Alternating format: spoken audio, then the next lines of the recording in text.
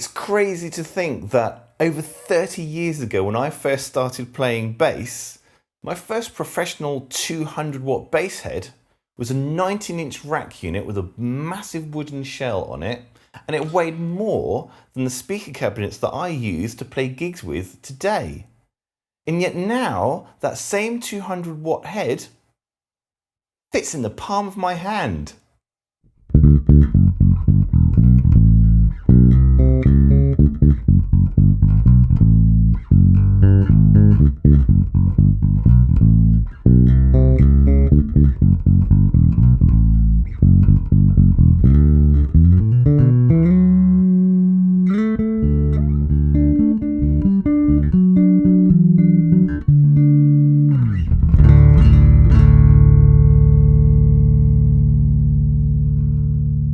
Hi, it's Dan Veal here once again, and welcome back to Bass Gear magazine. Today I am looking at the Trace Elliot Elf head. This is a 200-watt head that packs an almighty punch into a less than 1 kilo package.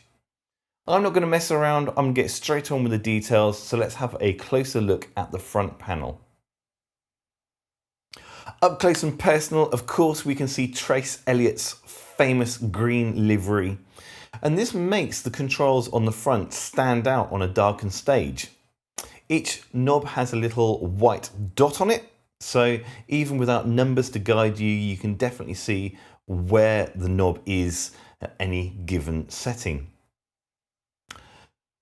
On the far left-hand side, of course, we have our 1/4-inch input socket. And next to that, our master gain control, setting the level going in to the amplifier. Now, next to this, we have a little green signal LED, which will actually flicker red as the inbuilt compressor starts to kick in. We're going to have a little bit of a play with that, but I appreciate that with recording videos in this particular medium, sometimes it's actually quite difficult to hear the extent of the amount of compression which a pedal or amplifier is giving, but we'll do our best there. Moving on, we have an active equalizer, bass, middle and treble. I'll put the center frequencies up on screen so you can see those. The circuit is designed to emulate these classic Trace Elliot heads, and I really like the color that this amplifier sets us off with, even with the controls set at reasonably modest settings. And of course, on the far side here, we have the master volume, a power LED next to that, and we have a headphone socket for quiet practicing. The amplifier will happily run without a speaker cabinet attached as well, so you could actually even use this as a recording preamp. We're going to flip the amplifier around in a moment and have a look at some of the connections on the back that will allow you to do that. Let's get on and have a look at the compressor on board then. What I'm going to do is I'm going to try and set up some sounds where we're going to go from no compression to mild compression to a much harder compression, and I'm going to show you how to set that up. And as I said before, as a little disclaimer, sometimes it's a little bit difficult to get that over in this particular video medium, but as I said, I'll do my best for you. In my introduction playthrough, I set the input gain at just about 1 o'clock. Now, this particular instrument has got quite a high output level to it, so I'm already driving the front end of the amplifier a little harder than maybe if you were playing an instrument with more vintage lower output pickups. So your levels will have to adjust accordingly, depending on your instrument, to get the compressor to kick in just where you want it to. Now, the compressor, as I said, is controlled by the input gain. As I start pushing the input gain up, then I'm going to cross the threshold, the fixed threshold for the compressor sooner. Now, because I'm pushing the gain control up, my master volume will need to come down a little bit. So what I'm going to do is I'm going to very, very quickly play with the settings I have on screen at the moment. And then what I'm going to do is I'm going to dial in a much stronger compression effect, and then I'm going to dial all the way back and pretty much bypass the effect altogether. It might even only just come on because I've got quite a high output instrument. So a little bit of slap bass. This is nice and percussive, and we should be able to see the LED on the front panel flickering, changing colors from my normal green signal situation to flickering to red when the compressor is kicking in. Here we go.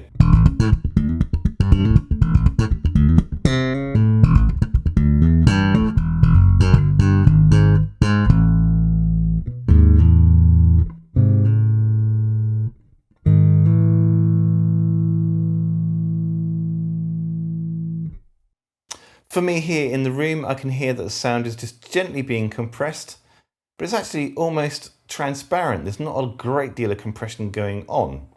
So let's see if we can kick in a bit more limiting and see what happens there. First of all, I'm going to turn the master volume down, and then I'll get hold of the gain, and I'm going to put it up to, about 3 o'clock on the dial there. Now, as I said, my instrument has got a fairly high output already, so I should be pushing it straight into limiting, and we should see that LED probably not change color from being over the threshold all the time. I'm going to set my master volume to suit.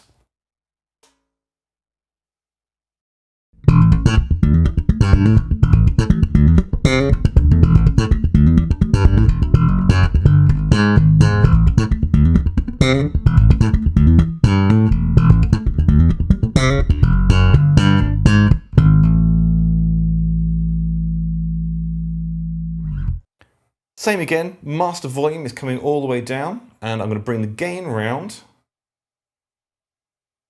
I'll go to about 2 on the dial, and let's bring the master volume back up again. This time the master volume is a little higher than it was before because I've pulled the gain down. Let's have a little listen to what that sounds like.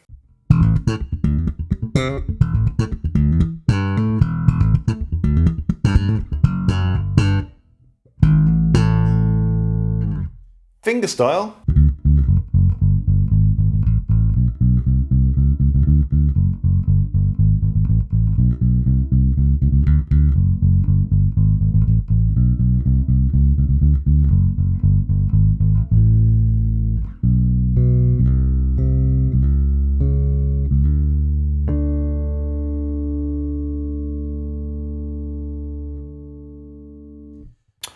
One of the things I really like about the ELF head is, to my ear, it has a baked-in tone. Indeed, I've set the EQ pretty much flat, but I've just brought the treble control down a little because with the active electronics on this particular bass, they're a little brighter. Something I like to do is just sort of back it off a little bit just to make it sound a little bit more organic. So I'm going to do just a couple of really quick demonstrations of some of the sounds that we tend to like using. Of course, I'm going to send you away and say, actually, you need to go and try this amp head for yourself with your own gear. And I think actually you're going to be really, really impressed with it. But let's get on. Let's have a listen. I'm going to move over and I'm going to pull the mids down. Okay, so I'm going to do that classic smiley face type EQ. And I'm going to try and do that on just 3 controls. So it's actually quite difficult to do that. Quite a lot of bass boost there. Pull the mids down, and I've just brought the treble up. This is fingerstyle to begin with.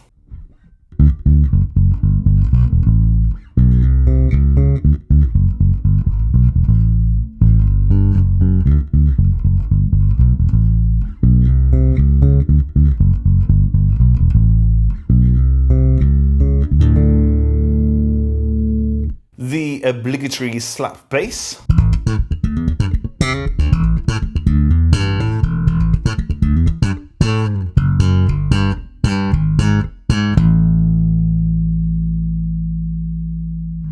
And maybe just something up the top of the neck so we can hear a nice round sound.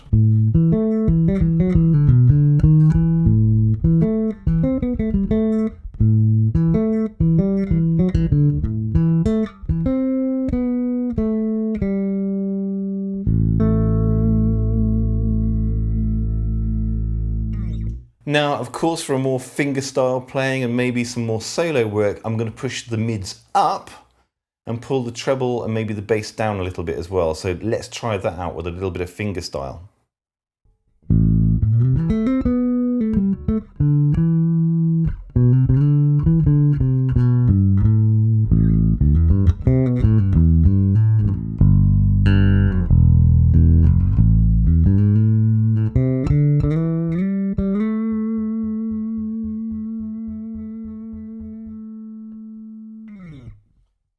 Let's turn down that top end and add in some deep bottom end for a more dubby sound.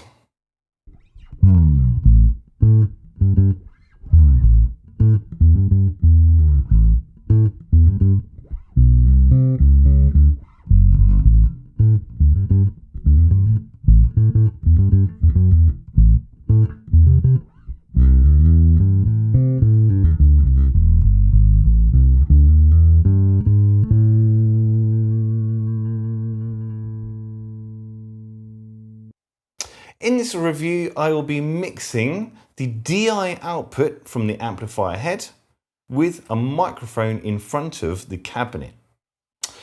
But of course, you're going to want to hear what the amplifier sounds like on its own and what the microphone is going to sound like on its own as well.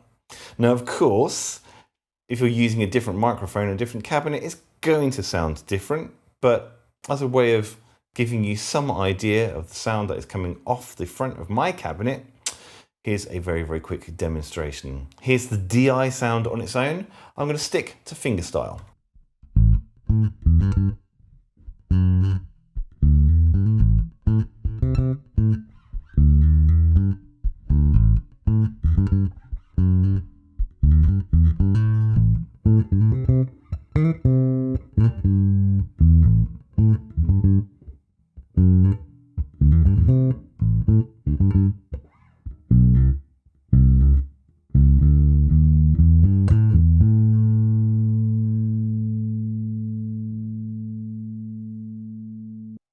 So that should give you some ideas of some of the tones that you can get from the Trace Elliot ELF head into your own cabinets.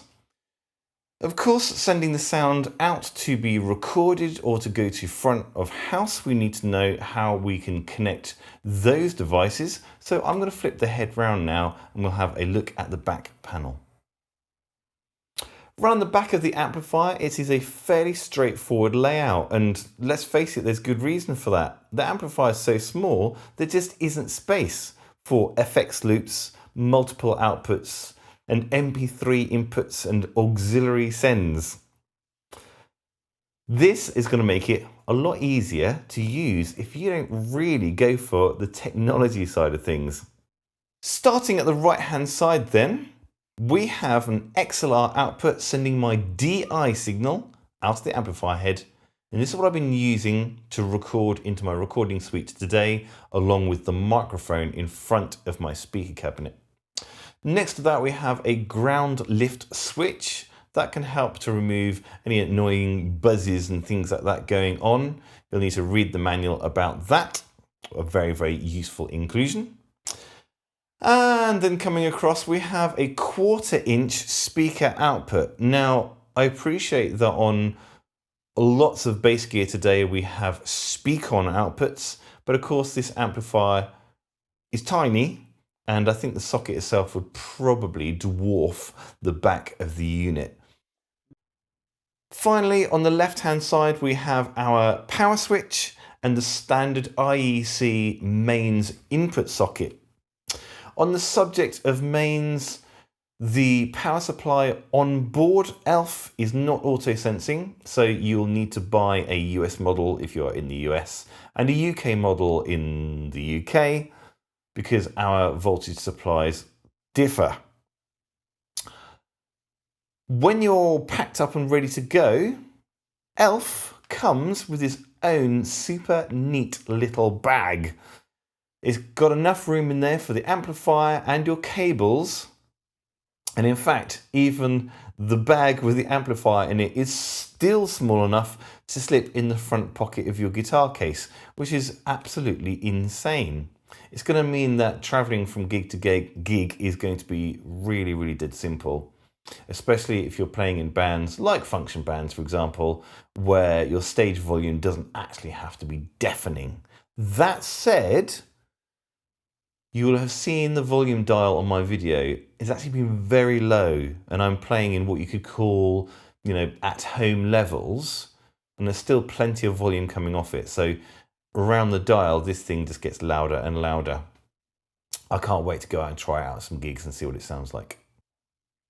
That pretty much rounds it up for my review today of the Trace Elliot Elf head. I will be producing a Trace Elliot combo review as well, so go and check that out in Bass Gear magazine, and I'll give you an opportunity to compare the two with two different instruments and some different tone settings as well there. You're going to find that these have got a great flexible sound, and there's a lot of punch going on from your mere 200 watts, which is absolutely fantastic. I've been Dan Veal. Thank you ever so much for checking out this review today. Please do go along to the magazine and read the written part as well. And I look forward to bringing you some more videos again very, very soon. So please come on and check them out. See you again soon.